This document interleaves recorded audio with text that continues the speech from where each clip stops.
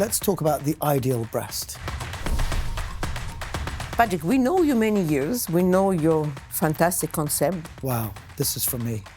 And you started with the breast. If I can't help them, who can? What's new? What's new? What's new in the breast implants? You will do medicine, you will do medicine, you will do medicine. We did what we were told. This is a very, very heavy piece of bread. Never look over your shoulder. Don't worry about what the other guy is doing. The only thing you can do is make yourself better. Patrick, I'm so happy to welcome you on the anniversary 10th Moscow breast meeting. Olga, it's fantastic to be here.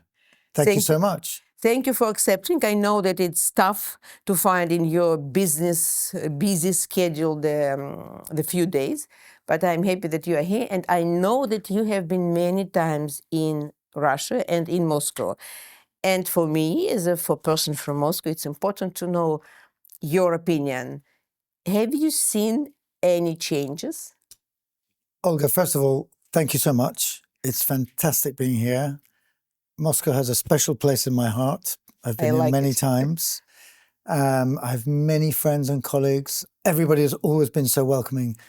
But with regard to the Moscow breast, I mean, this year is just incredible. The way it's grown, it's developed, the number of delegates you have is phenomenal. And it's a joy to see. You know, the location is incredible. Thank you. It's a wonderful meeting. Thank you very much. You know, we investigate all the needs of the plastic surgeons because to be able to accept, like, let's say, 12 hours a day information, you need to be in a comfortable zone. So that's why we choose this location, and I'm happy that because it's really very, very well organized, very well for us as an organizer, very well for the participants. It's really very good location. It's a fantastic location. Yeah. You know, I've traveled all the world. I've been to many, but this is absolutely with the top. The hotel's fantastic. Mm-hmm. The organization, the location, the auditorium, very impressive.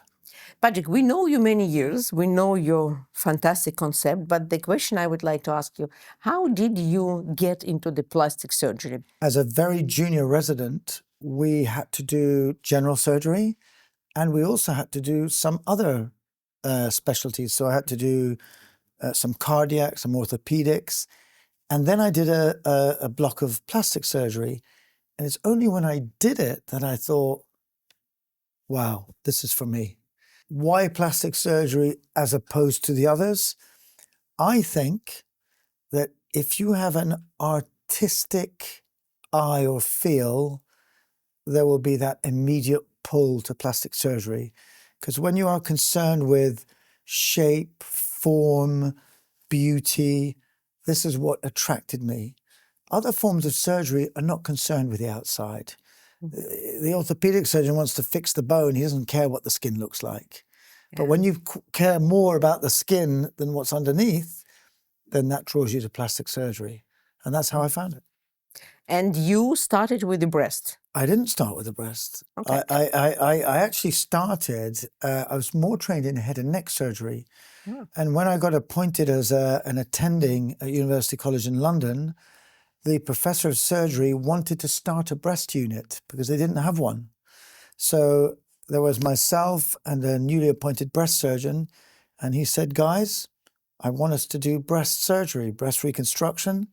So I started in breast reconstruction, and I set up the unit at University College London, and I did breast reconstruction for many years. And with that was the evolution into aesthetic breast surgery. What was the major surgery in reconstruction? Mostly was microsurgery. So it was the DIEP reconstruction after mastectomy. Obviously, a lot of implant reconstruction as well.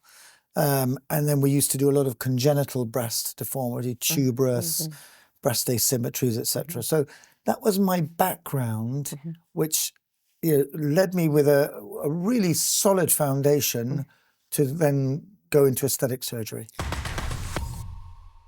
Patrick, tell me, this is your concept, your very scientific concept. Like to have a beautiful breast, you need to have a certain proportion. Yeah. How did you come up to this kind of balance? That's another story, Olga. Of course, that's why we are here. So the story is I'll tell you the story because it's quite a funny story. I was asked to give a lecture to the residents in London.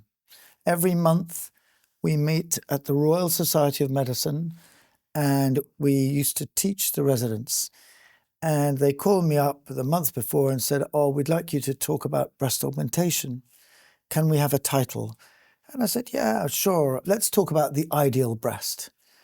The night before, as usual, last minute preparation, I go into my literature search, ideal breast, beautiful breast. I do a literature search and I found nothing.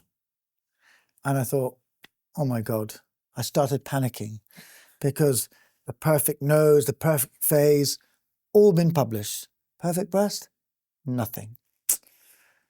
So I then had an idea. You must know that in the UK, there is one newspaper called The Sun. Yes. And on page 3 of The Sun, every day is a topless model. And that's been for 50, 60 years. Wow. A topless model. And that woman is selected by an editorial panel because she has nice breasts, and they have to be natural. So I decided to go onto the website and to look at 10 pictures. And I looked at 10 pictures and I spotted a pattern consistent in all of them. Every single one had the pattern which I've described. Yeah. So I thought, okay, I'm going to talk about that. So I talked about it the next day and I thought, yeah, there's something in this. So I went back and I looked at 100. And the same pattern repeats itself every time. And these are the 4 features that I talk about. Yeah. The upper pole, the lower pole, the 45, 55. So the lower pole is always slightly fuller than the upper pole. The nipples point upwards slightly.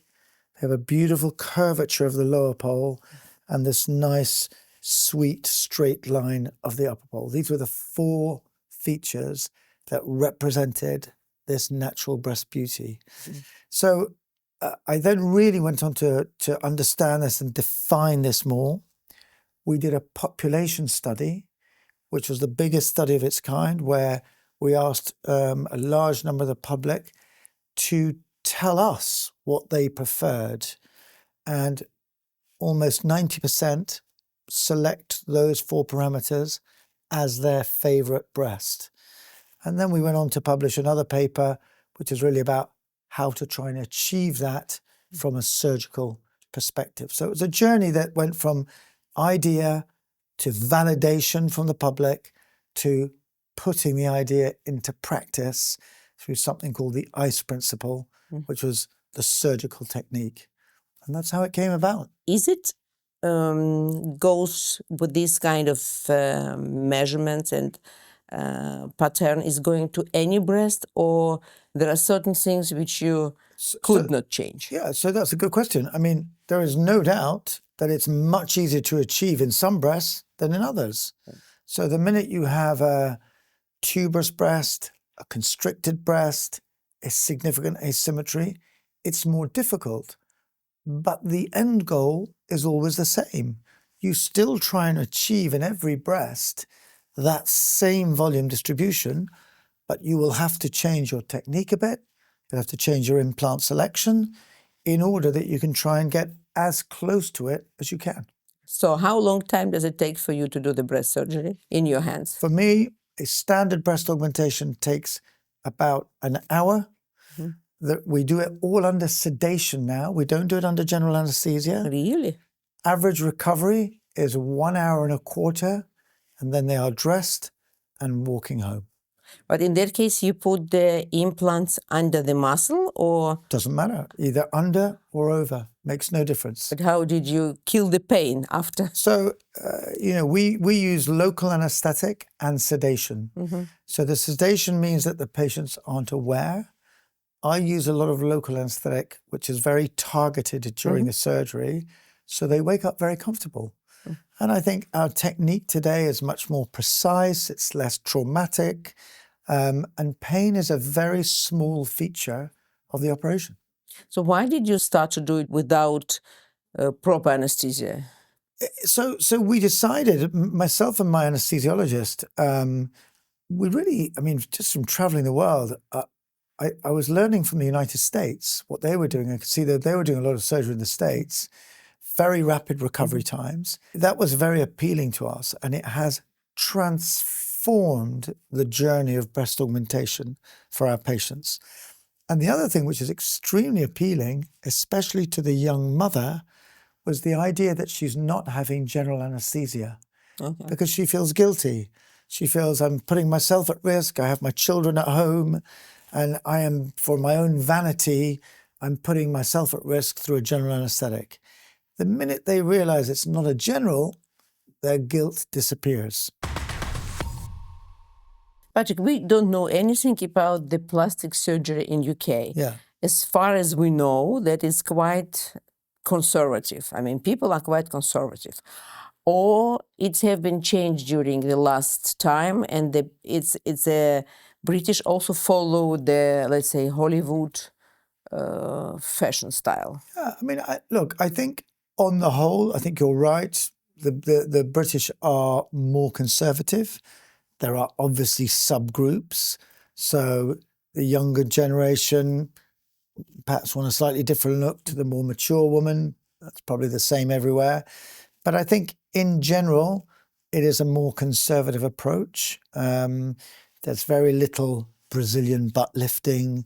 There isn't a lot of high definition body contouring, which is very much the South American model. So I would say they're British, but like a lot of Europe. And what is your favorite surgery? So I would say my favorite surgery are either the very nice straightforward case or the extremely complex case. So I love the challenge of a very difficult case where perhaps the woman has had 3 or 4 surgeries, they haven't gone well, and she wants help. And I see that as a great challenge. Yeah, and you agree for yourself to do this kind of resurgery because it's always the most complicated cases. And I know that most of your colleagues, at least in Russia, they refuse to do the secondary surgery because everything what was done not correct before will be on your responsibility because the results may be. I agree, but someone has to take the responsibility. Yeah. If I can't help them, who can? You can't. This is what I'm here for. If you can't help them, who's going to help them? This is what defines you. Let's say last 10 years, what do you think was most important in a breast surgery? Was it change or everything is more or less the same? You just get more experience in difficult cases in... I mean, the biggest change for me in the last 10 years, which has helped me in these difficult cases, has probably been the learning and welcoming of polyurethane. That's been the biggest change for me. I've been in practice for 25 years. I've only used polyurethane in the last 7 or 8. But for me, it's been a huge change. I was, like very many people, resistant to using polyurethane.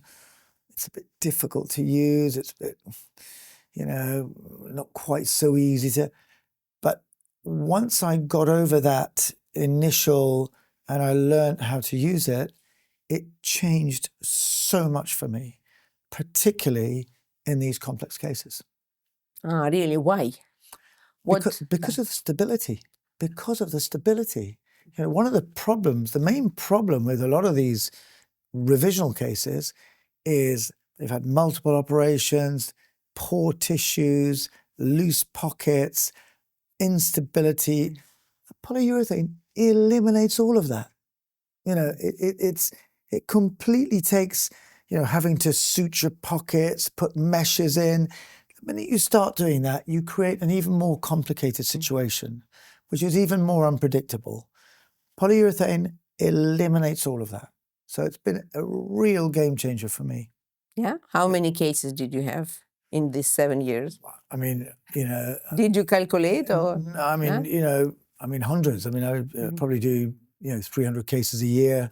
Now, I use about 70% anatomical implants, and all my anatomical implants are polyurethane, whether they are B-Light or standard gel. And then the other 30% are round. And some of those are polyurethane, some of those are less textured. Everybody is asking when, for instance, we participate in exhibitions, what's new Yeah. in breast implants? It's not easy to have every year something new. Of course. It's not like lipstick, new color, it's not like mascara.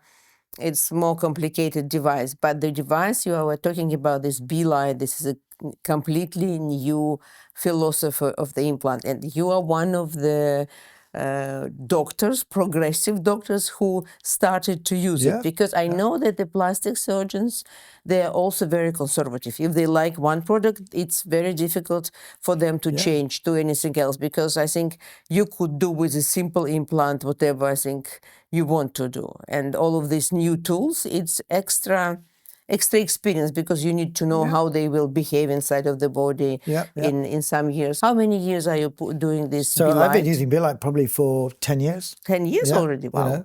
So, but you're very right. I remember at the beginning, I always believed in it as a concept. I thought it was a great concept and a great product. People were critical at the beginning, especially when you use a new product, because you don't really know too much about it. But 10 years later, we know a lot about it. And again, as you say, you can't have an innovation every day, but this really is true innovation. The idea of having less weight, particularly in difficult situations, thin tissues, heavy breast, just makes so much sense. Why would you use something 30% heavier? There's no reason for it. And when you combine B-Light with polyurethane, again, you have a very powerful tool, not just for primary, but for complex secondary cases. Now, with everything, there's a little bit of a learning curve. The B-Light feels a bit different. It is a bit firmer than a standard gel, which is bad, but also good, because if people are worried about it feeling firm, maybe you need to select carefully. But the firmness means it's extremely form stable, so it doesn't ripple. So you can solve rippling by using B-Light. And the form stability means that it really imposes shape on the breast. So, when you've got the form stability, the polyurethane, and the lightweight, it becomes a really powerful tool. And again, one of the most exciting changes of the last 10 years. Yeah, absolutely. But this is a special technique to put these implants, or it's more or less the same? It's more or less the same. There's nothing special. The only special thing is that because the gel is a bit firmer, your incision is about 0.5 centimeter to 1 centimeter longer when you insert it. But having said that, from next year, hopefully, the second phase of B-Light will come out, which is going to be a little bit softer than the current one. And I think once that comes out, it'll just be completely normal. Yeah, it's very interesting technology. I think it's really, especially for the mastopexy, when it's heavy breasts. It just makes sense. Absolutely. Yeah. Is it a difference between surgery, plastic surgery in US and in Europe? And which school is stronger, more creative, more innovative? Yeah, it's a good question. I think the difference between cosmetic surgery in the US and Europe is, I think it's probably, in Europe it's getting more difficult to learn cosmetic surgery. Most Europeans are brought up as residents, are brought up in a public system. And in the public system, we always used to do a little bit of breast reduction, a bit of rhinoplasty, a bit of abdomen. All of this is becoming much, much more difficult to do because of funding of public systems. There is less structured learning in Europe in cosmetic surgery. I think in the United States, it's still much more structured. So their level of preparation and knowledge in cosmetic surgery, certainly to begin with, is probably much greater than ours. So you will learn from states something, let's say now. You know, you learn from everybody about everything. I think when we talk about breast surgery, oh my God, I don't know if I could be a breast surgeon in the United States. If I was told I could only use a round, smooth implant until I retire, I'm not sure I wouldn't know what to do. I mean, we are so lucky that we have so much choice and they have none. And this is an area in which they are truly many years behind us. Ah, okay. They are many years behind us. They have no experience of different textures, anatomical implants, different shapes, weights. They don't have any of that experience. So they just have to do the best they can with these round, smooth implants. Yeah. And I think that's, you know, that's very difficult. You have kids. I do. So do you want them to follow and be plastic surgeons? So then you will have a family of plastic surgeons. So Olga, let me tell you something. My father was quite a strong man, and I have a brother and a sister. And my father more or less told us, you will do medicine, you will do medicine, you will do medicine. So we did what we were told. We happened to enjoy it afterwards, which was great. But my approach to my kids was very different. They can see what I do. If they like it, I'm very happy to support them. If they have a different passion, then I'm happy to support that. And I'm quite glad that neither of the two children have chosen to do medicine. They're doing different things. So I'm happy about that. We have too many doctors in the family. When I talked to our friend Roy De Vita, because his son is almost 25, and I asked him if he wants to be, 10 years ago probably, if he wants to be a plastic surgeon or at least a doctor, Roy told me very interesting things which I never thought about. He told me that in his opinion, or at least in Italy, the responsibility and the payment of the doctor does not correspond. So the payment does not cover the high responsibility which everybody expects from the doctors. And he told me that, Olga, I don't think it's fair for me to insist or to influence my son to be a doctor, because I think this is a very, very heavy piece of bread. I think that's exactly the same. I think today's generation are much more influenced by social media. They see the wealth out there, the opportunity out there. And Roy's absolutely right. In any public health system, the pay never reflects the hours or the responsibility. Yeah. So I think, you know, when young kids look out the outside world and how young people become successful, maybe it makes them think twice before, you know, going into something like medicine. So then what will be your suggestion for the young surgeons who are listening to you worldwide? How to become a good surgeon? Never look over your shoulder. Don't worry about what the other guy's doing. The only thing you can do is make yourself better. That's the only thing you can do. You love what you do, be a good person. How can you fail? Patrick, thank you very much. It was very nice to talk to you. And the last question which I would like to ask, what kind of topic you will present for the 11th Moscow breast meeting? That's a good question, isn't it? Well, you know what, I probably will give you a little bit of an update on our experience in sedation and aesthetic breast surgery. Okay. Because we've now reviewed over 700 cases. Mm-hmm. And what we've done is we've looked at their recovery times, their complications, and their pain scores.